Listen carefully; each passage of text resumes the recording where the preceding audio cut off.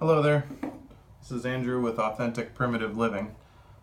Today I want to attempt to make a small 4-hole whistle out of this piece of river cane using only the tools you see here, these stone tools that I've fashioned. So here we've got a couple different blades, and what I'm going to do here is fix this one and this handy little handle that I've got here. This is made out of pawpaw wood. It's very soft wood, so it's very friendly on the flint, which is very brittle but sharp. So the first thing I want to do is carve out the stopper, which is actually going to help form the ramp of air that gets cut by the sound hole. So you'll see that process in a minute here. And if you're not familiar with how flutes are made, whistles and flutes all work similar to blowing across the top of a bottle. You know, you have a portion of air that's swirling around inside the bottle or the flute, and then part of it is being cut across the surface. So I went ahead and already had this kind of shaved down a little bit. I just need to do the final whittling here. Size it up just right. That's looking pretty good. Okay, now what I want to do is actually taper this downward. So I'm going to make a small inward cut. I actually need a blade for that. So I'm going to use this biface here.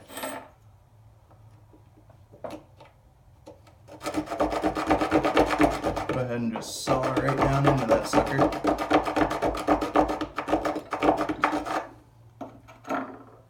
Okay. I'll come back in here and just split like so. Now I can carve that out much easier.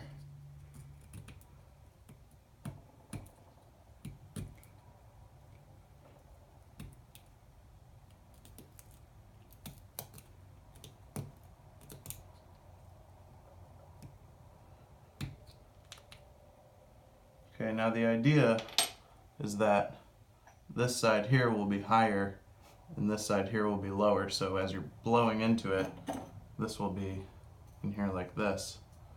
We actually want a ramp upward to where our sound hole will be. So I'm just going to keep working at this. This is probably one of the hardest parts about this process right now, is forming this ramp, but this is critical. How can I do this to show y'all? Sorry if I'm blocking the view here.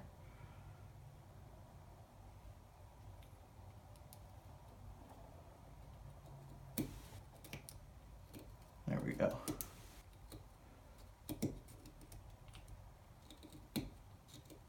And it's amazing with these stone tools just how sharp they are. You have to wield them differently than steel. But there's almost not a whole lot of sanding or anything necessary, because you can get a pretty clean cut a lot of the time. Okay, so I've got that ramped upward.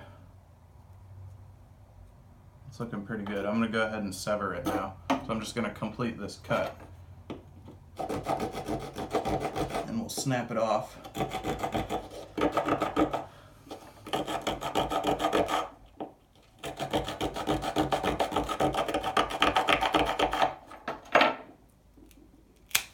Okay, just like so. You know, that should fit in there. Right, like that. Should be nice and snug. Still got good airflow.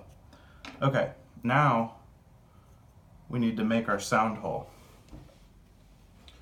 What I'm going to do is use this little spur to come in here and just start by drilling a hole. Actually, first, I want to flatten off a section of this.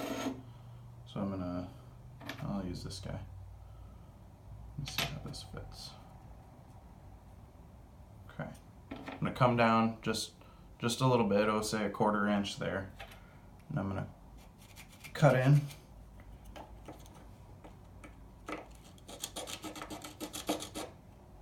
And then move over a little bit. Cut in again. And then just take that skin off the river cane.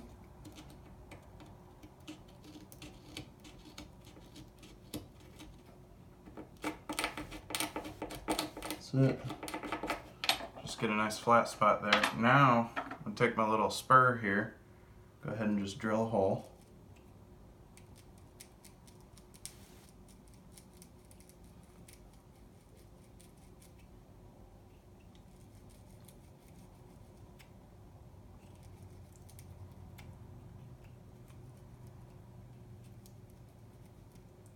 Just like that.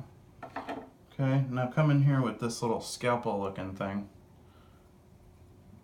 And I'm going to trim some of this out.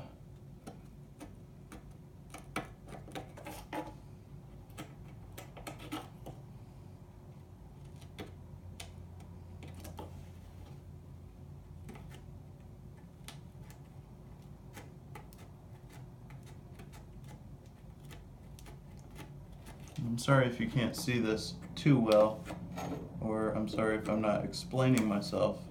I just wanted to capture this if I succeed in doing it, just for the record. So now I'm slowly starting to chisel this lead edge of the sound hole.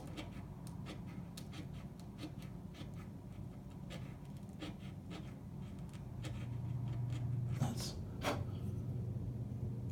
doing okay. Might need a different blade here.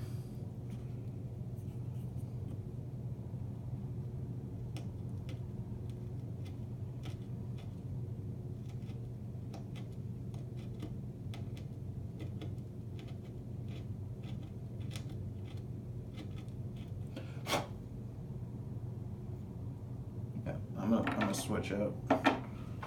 Hold on one second.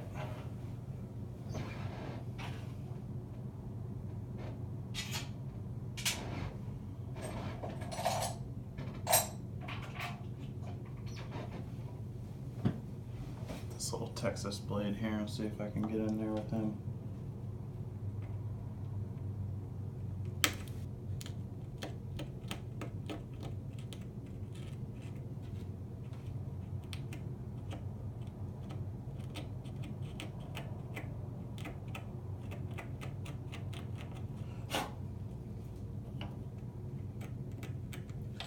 Sometimes you need a little stick action just to clean out all that nonsense in there.